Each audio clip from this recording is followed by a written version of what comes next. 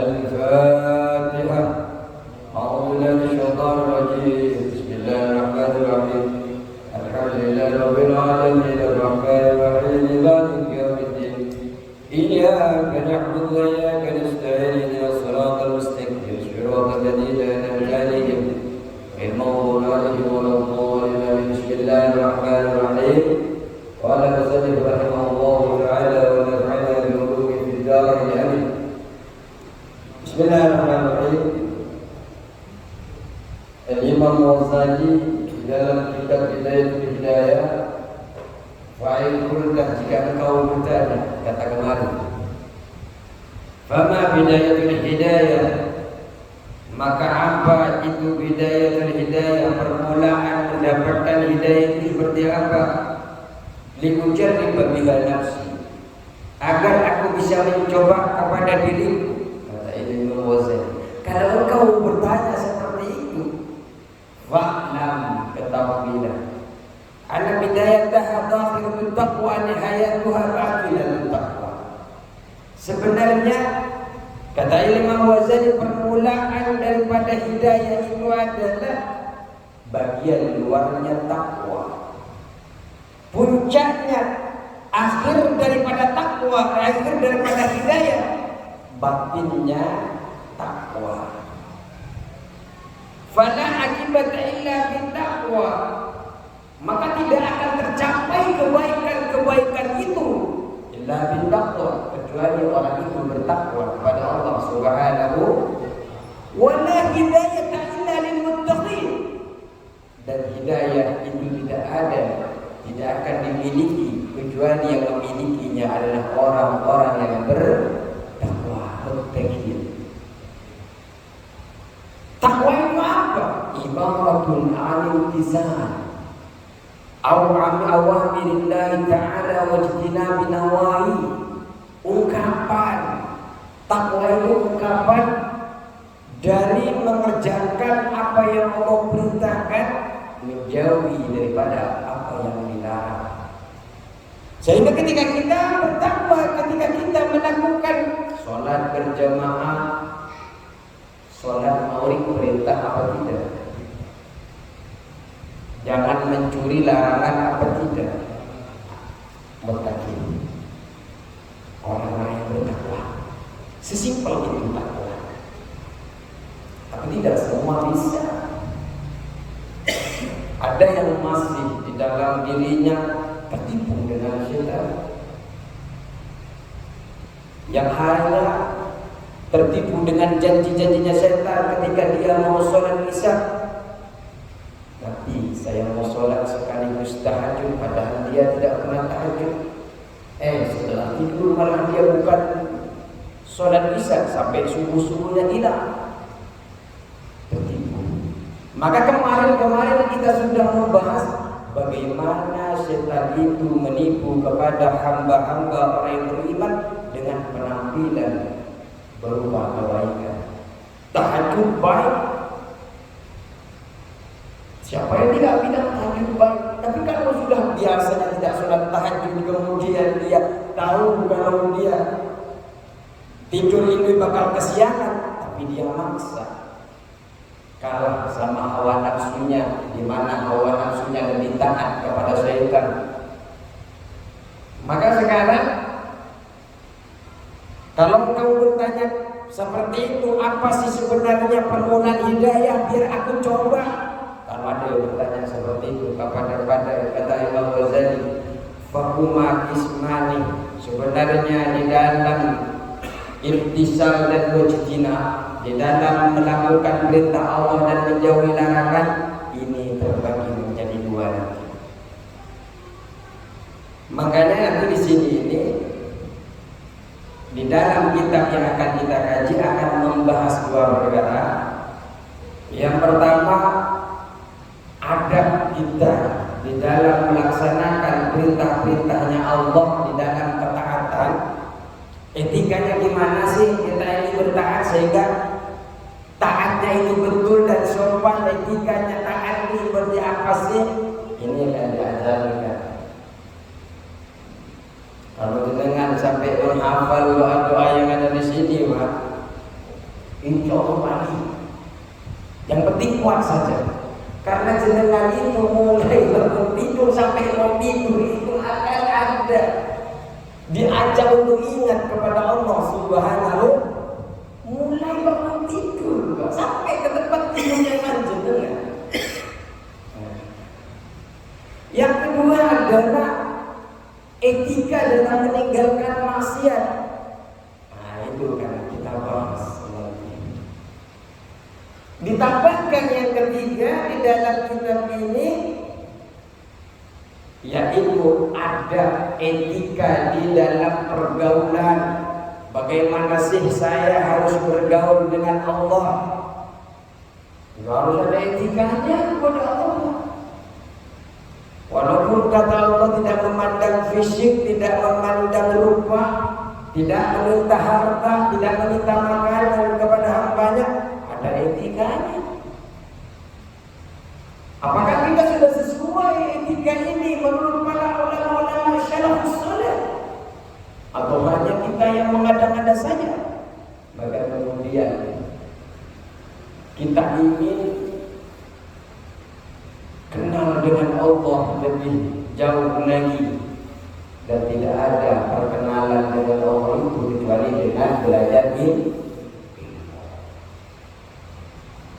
Kita bukan Nabi Adam yang kemudian langsung sebarinya diberikan ilmu.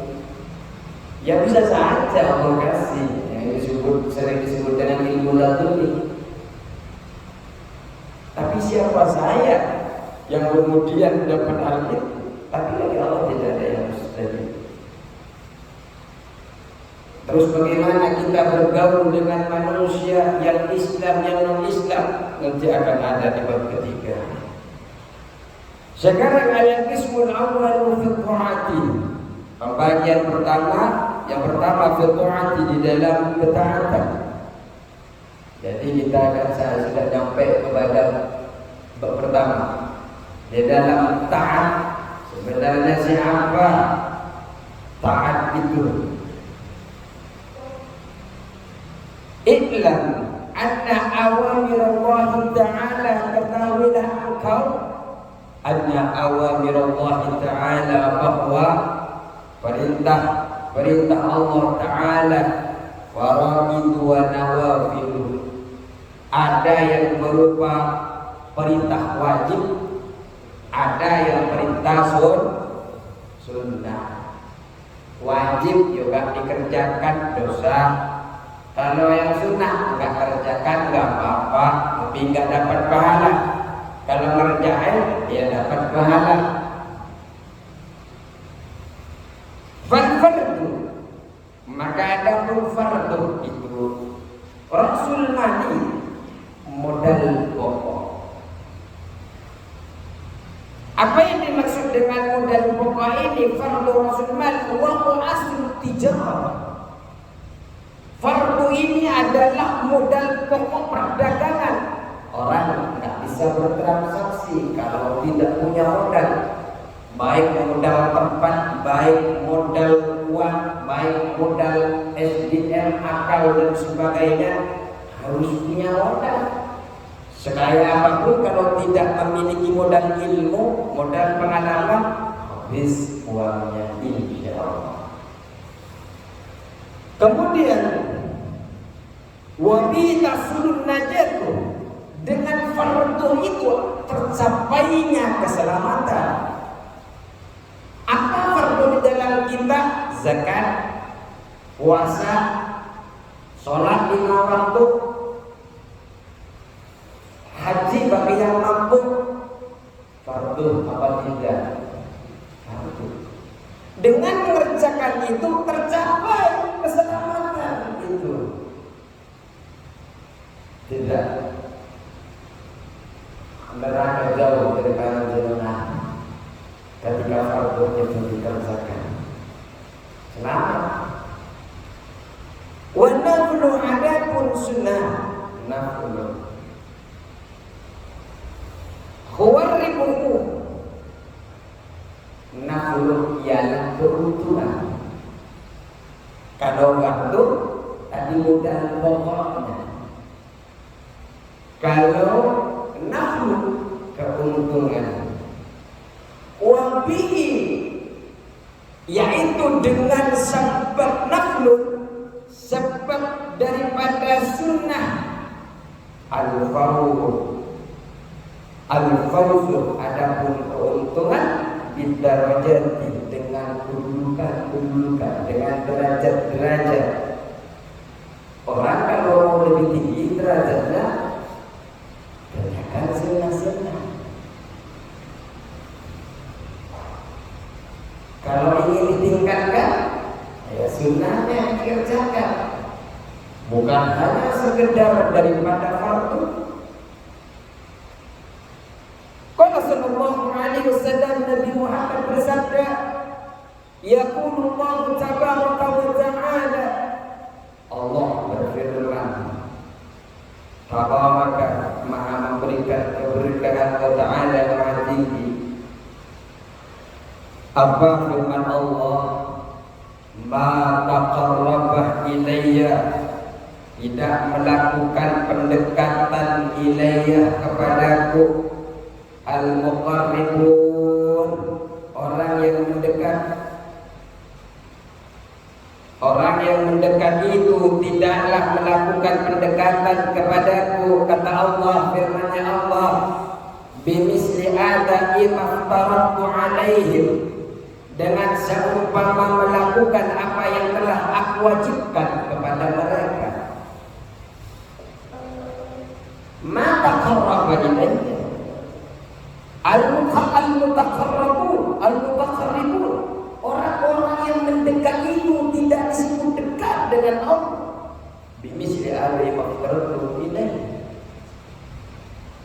bimisli adai maftaratu alaihim, dengan seumpama melakukan apa yang telah aku wajibkan kepada mereka. Al-mutaqarribun, orang itu kalau hanya mengerjakan fardu-fardu tidak disebut dekat, tidak disebut dekat kepada aku. Kalau hanya melakukan sholat-sholat fardu atau sholat atau haji atau zakat. Wala yazalul abdu, dan tidak henti atau senantiasa, wala yazalu, dan senantiasa al-abdu seorang hamba, yataqarrabu, yang mendekat ilayya kepadaku, bin nawafili, sebab amal-amal sunnahnya, bin nafli, bin nawafili, sebab sunnah-sunnahnya atau sebab amalan-amalan sunnahnya.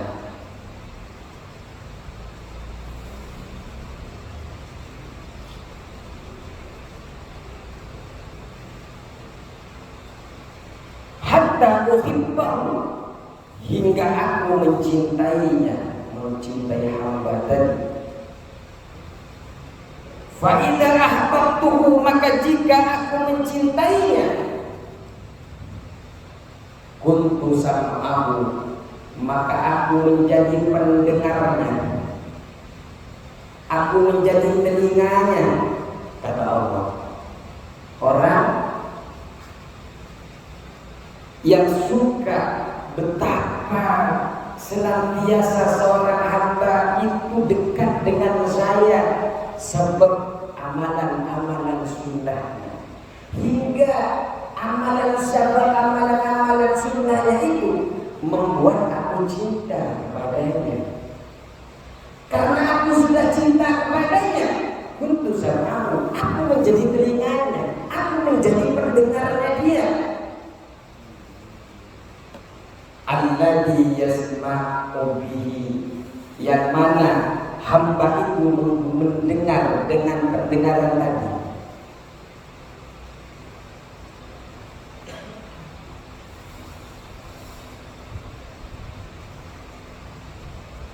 Nah, kita bahas dulu. Jadi kalau orang, kata Allah, hanya menunaikan fardu, itu bukan dekat dengan saya. Kok bisa? Orang yang menggunakan fardu itu bisa saja melakukannya karena takut pada hukuman daripada Allah Subhanahu wa taala. Takut siksa, takut dapat bidadari. Ada orang yang melakukan sholat biar nanti di akhirat dapat bidadari. Tidak dipungkiri. Ada yang memang takut disiksa oleh Allah Subhanahu wa taala. Akhirnya sholat fardu. Akhirnya hidup saya Ustaz, dulu waktu saya muda bermaksiat terus kepada Allah. Hingga hari ini pun saya tidak bisa menghitung berapa banyak sholat yang saya tinggalkan. Alhamdulillah hari ini masih Allah berikan kesempatan Ustaz, saya bisa ke masjid, bisa ke musola. Insya Allah saya tidak akan tinggalkan. Kenapa? Takut siksa Allah, takut neraka Allah. Biasa. Ya.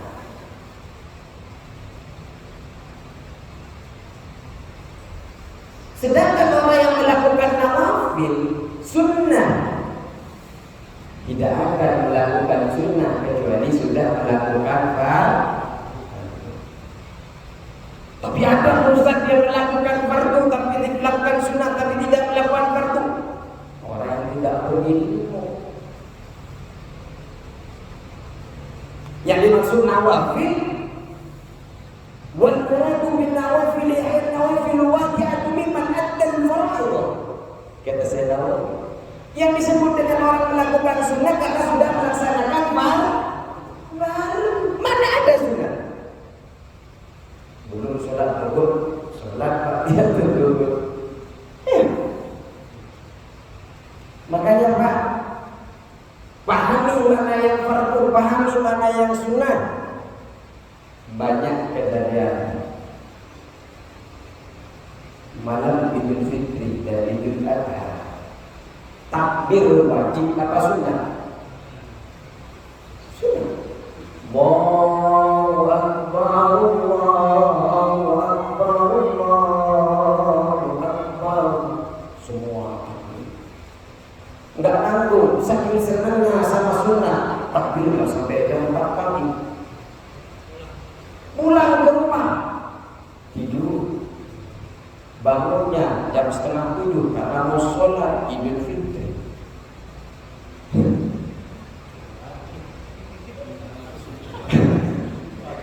Subuhnya wajib apa sunnah?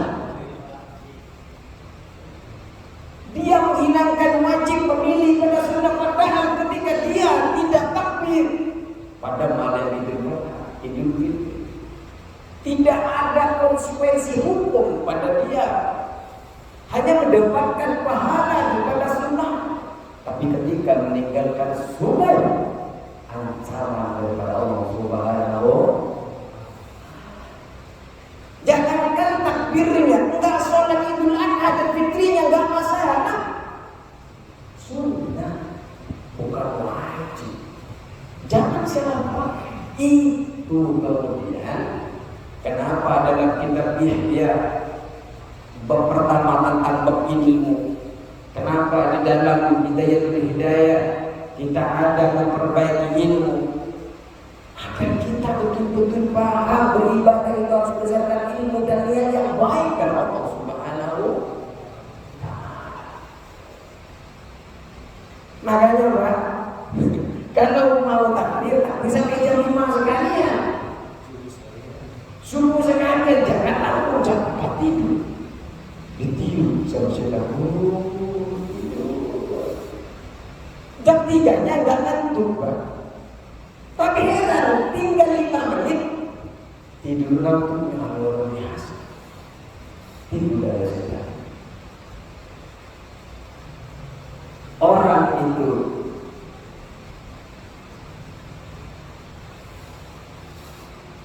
tidak mengerjakan sunnah kalau fardunya belum dikerjakan. Jangan kebalikan. Kata orang kampung saya, Jangan buang tumpeng kemudian milih butir. Butir nggak dipilih. Sayang Ustaz, buang rezeki. Ini nangis, dipilih dari sana butir. Tapi tumpengnya dibuang. Jangan berbalik. Fa'idha ahbabtuhu, kata Allah, kalau aku sudah cinta kepadanya, kuntu sam'ahu, aku akan menjadi telinganya. Alladhi yasma'u bihi, yang mana dengan telinga itu dia mendengar. Hebat sekali dia, Ustaz. Allah jadi telinganya. Oh, itu jangan diartikan makanya penting. Kok Allah disuruh-suruh jadi telinganya? Mau-maunya Allah jadi telinganya.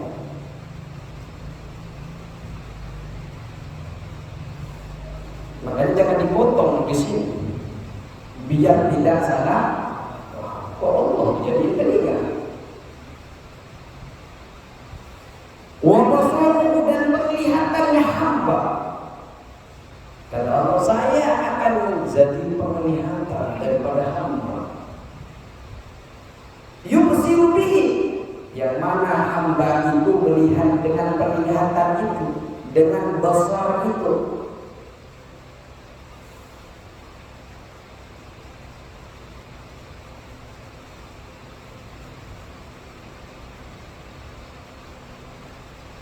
Walisanahu, dan aku menjadi lisannya hamba.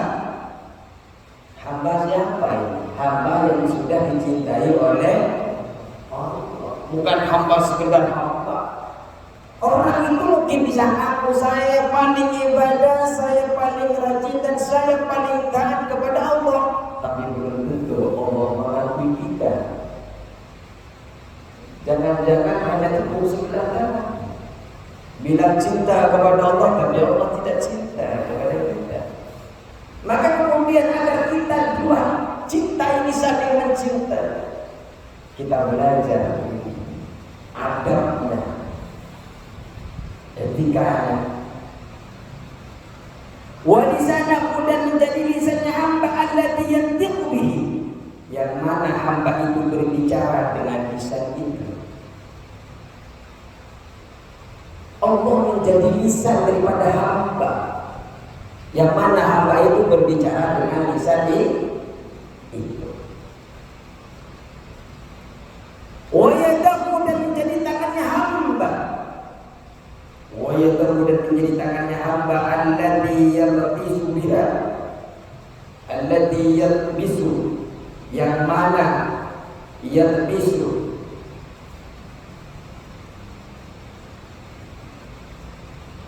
memukul biha, dengan tangan. Wa yadahu, dan menjadi tangannya hamba allati yabtisu biha, yang mana hamba itu memukul dengan tangan itu.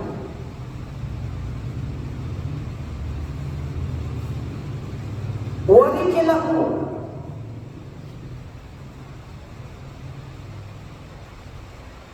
rijlahu, dan menjadikan kakinya hamba. Ini lebih dalam lagi. Masa Allah jadi kakinya seorang hamba? Sekali lagi, jangan berhenti ngaji di sini. Nanti saya paham. Allati yamshi biha, yang mana hamba itu berjalan dengan kaki itu. Apa yang dimaksud dengan itu? Allah menjadi telinganya, Allah menjadi penglihatannya, Allah menjadi lisannya, Allah menjadi tangannya, Allah menjadi kakinya. Mungkin selain kaki ini lebih enak mungkin pendengaran, tapi ketika nyampe ke kaki, kok kurang nyaman? Allah menjadi kaki. Apa kata penafsiran daripada Syekh Nawawi? Ayyutu hafizu aqdaihi wa ami ajzaihi ayyata'arraqa bil ridho. Kata Syekh Nawawi, enggak ada di kitab, ada di dalam kitab Maraqil Rububiyah. Kata Syekh Nawawi, aku menjadi penjaga anggota tubuhnya seorang hamba, bagi hamba yang dicintai oleh, dan pelindung bagian-bagiannya tidak bergerak dengan selain keriduannya Allah Subhanahu. Bukan Allah jadi kakinya, bukan Allah kemudian kita bayangkan Allah kok jadi kaki, Allah kok jadi mata, Allah kok jadi tangan. Jangan bayangkan itu. Ini artinya kata Syekh Nawawi adalah Allah akan gerakkan semua anggota badannya ini sesuai dengan apa yang aku turuti. Kalau dia melakukan maksiat karena aku cinta kepada sang dia, aku ubah dia, jangan melangkah ke sana. Ada keretak dalam hatinya, ada keinginan dalam hatinya, ingin beri. Tapi karena dia selain fardunya melakukan amalan-amalan sunnah, cegah di kolam yang aku cintai, datang malaikat ngerti. Akhirnya dia gak jadi masuk. Pandangannya, tangannya dijaga oleh Allah Subhanahu wa taala sampai dia apa? Dan tidak diam untuk selain ketaatan kepada Allah Subhanahu wa taala. Sehingga tangannya bergerak untuk taat, kakinya bergerak untuk taat, mata bergerak untuk taat, sehingga yang dipandang hanyalah cinta kepada Allah Subhanahu. Kakinya tidak dilangkahkan kecuali melangkahkan diri kepada ketaatan kepada Allah Subhanahu. Itu bukan berarti Allah diinjek kakinya, tidak. Kaki kita dilangkahkan hanya untuk mencapai ridhonya Allah Subhanahu.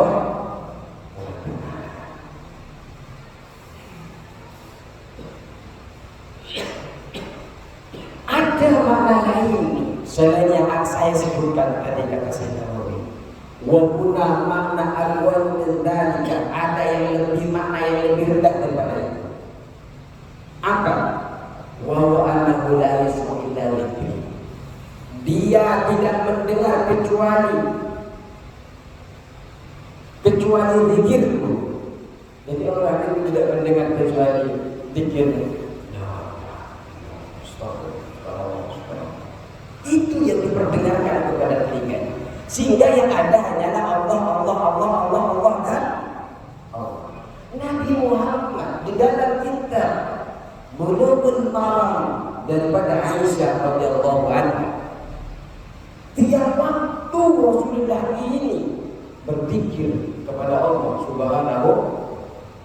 Di dalam fikih hadisnya dikatakan bolehnya seseorang hamba walaupun dalam keadaan hadas besar maksudnya, apalagi hadas kecil, diperkenankan untuk zikir, selalu zikir kepada Allah Subhanahu. Al-Quran itu tidak boleh dibaca bagi orang yang sedang berhadas, bukan memegang. Jenengan lagi hadas, selesai bersama istrinya, kemudian panjenengan langsung membaca frontal karena ada junub.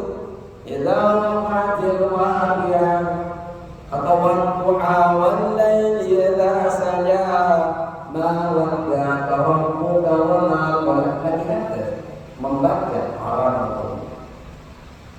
bukan begini bagi orang hadas membaca di dalam kitab Safinah kita bisa saja. Itu yang harus kita pelajari dalam ilmu. Ya kalau yang megang itu ya nggak punya untuk, apalagi yang atas itu haram hukumnya membaca. Tapi kalau bacaan itu untuk zikir, la ilaha illallah ada ya, tidak apa-apa kalau zikir. Yang penting jangan diniatkan untuk membaca. Jadi dia tidak mendengar kecuali zikir kepada Allah Subhanahu wa taala. Wa la yanzur illa fi ajati malakuti. Dia tidak memandang kecuali kepada keajaiban kekuasaanku, kerajaanku, dalam pemaknaan Allah menjadi mata dari seorang hamba yang dicintai. Seorang hamba hamba tidak melihat kepada apapun kecuali kekuasaannya kepada Allah. Ya Allah, daun ini bergerak, tidak mungkin bisa bergerak kalau bukan Engkau yang gerakkan. Ya Allah, orang ini bisa hadir kepada ini kalau bukan karena digerakkan oleh Engkau, tidak hadir di sini. Dipandangnya adalah semua atas manusia. Atas kekuasaan mana puji dalam kekuasaanku. Wala yataladadu illa bitilawati kitabi. Dan tidak bersenang-senang kecuali dengan membaca kitabku. Hari ini mulai bapak-bapak, kakek-kakek, nenek-nenek sampai anak-anak senangnya hanya makan HP. Ada yang suka. Sekarang Indonesia lagi tidak baik-baik saja, terutama di Senen. Nah ini ada yang satunya anaknya di pinggirnya. Bapak kesini bang, di sini sudah diserang bang. Cucunya digerak lagi. Mundur. Mulai kakek, anaknya, cucunya, istrinya lagi nonton Korea. Bukan lagi yang menyebabkan senang adalah bacaan kita. Padahal dalam hadis Rasulullah, illa aswarul buyut, sesungguhnya rumah yang sepi ini adalah khair dari kebaikan. Al-baitul ashfar kitabillah, rumah yang sepi, yang kosong daripada bacaan Al-Qur'an. Aja anaknya, ajak cucunya kalau ada di rumah. Enggak bisa ngajar suruh pendek. Alif, bom, tak. Ajarkan mereka. Kenapa? Rumahnya biar banyak kebaikan. Kok rumah saya terus Ustaz, kalau sampai rumah belum sampai pintu, istri sudah mulut, anak sudah buat masalah. Coba hisaplah diri panjenengan, baca Al-Quran tidak di rumahnya, undang orang baca Al-Quran tidak. Al-Baqi. Ya kalau tak hafal cuma hafal Yasin, ya mau Yasin. Tapi surah Al-Quran bukan cuma Yasin. Tapi Yasin, pagi Yasin, sore Yasin, malam Yasin, Al-Kahfi juga dibaca. Yang baca Al-Kahfi bukan cuma Al-Kahfi, Al-Quran, Yasin juga dibaca. Al-Quran mulai dari nomor pertama sampai An-Nas dibaca. Insya Allah rumahnya akan menjadi rumah penuh dengan kebaikan. Kalau istrinya ngomel-ngomel, lagi rizkinya serah seumpamanya, jangan balas pak. Gimana caranya? Kalau istrinya sudah ngomel-ngomel Bismillahirrahmanirrahim, Pak, kita tidak mencoba kita. Ini negeri dia, Nek. Ayo. Hari ini apa bisa cuma ini dulu. Siapa tahu? Kalau suaranya lebih kenceng lagi, Nek, bacanya lebih kenceng. Pak Ustaz, kalau cari rezeki lewat waqiah, ini janjinya Rasulullah sallallahu alaihi wasallam. Bukan ulama yang bilang seperti ini. Cuma sayang sekali kalau baca Al-Quran gara-gara itu. Ustaz katanya baca selawat bisa melambangkan rezeki. Ya apa-apa. Tapi ya kalau bisa baca selawatnya kalau jangan sempit saja. Kalau lagi sempit, pas diberikan tampang lupa. Kenapa? Niatnya nggak bagus dari awal. Kalau mau sempit mau tidak, ittiba li Rasulillah, istighfar dulu. Katanya istighfar juga mempergampang rezeki Ustaz. Iya, selalu banyak berikan itu. Tapi kalau bisa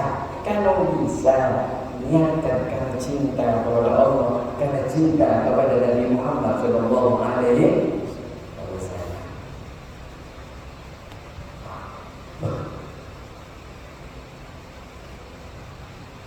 Belum apa-apa ya? Ya berarti walan tasila. Terbanyak ngobrolnya dari tadi misalnya.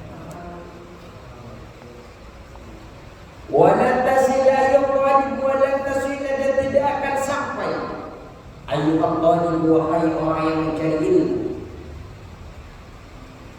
Walan tasila dan tidak akan sampai ayyuhal talib wahai mencari ilmu ila qiyami kepada menunaikan bi awamirillahi ta'ala terhadap perintah-perintah Allah Ta'ala.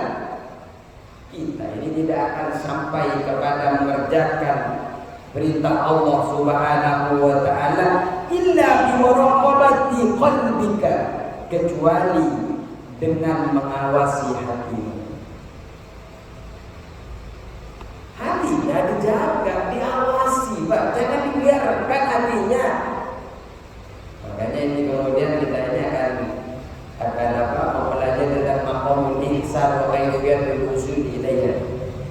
Derajat daripada kebaikan itu, kemudian bagaimana sampai kepada Allah Subhanahu wa Ta'ala, sampai kepada kebaikan itu nanti kita akan dipelajari. Walan tasila ayyuhal, tidak akan sampai seorang pencari ilmu itu untuk menunaikan perintah-perintahnya Allah Subhanahu wa Ta'ala illa bi muraqabati qalbika, kecuali dengan mengawasi hati-hati kita ini, Pak. Hati-hati panjenengan ini diawasi. Banyak itu sah salatnya, banyak puasanya sah, tidak perlu kotor, tapi ternyata pahalanya tidak sampai kepada Allah Subhanahu. Hati tidak dimuraqabah, hati tidak diawasi. Terus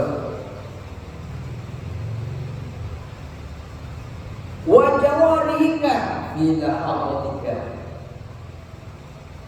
dan selain menjaga hati, wa jawarihika, anggota tubuhmu.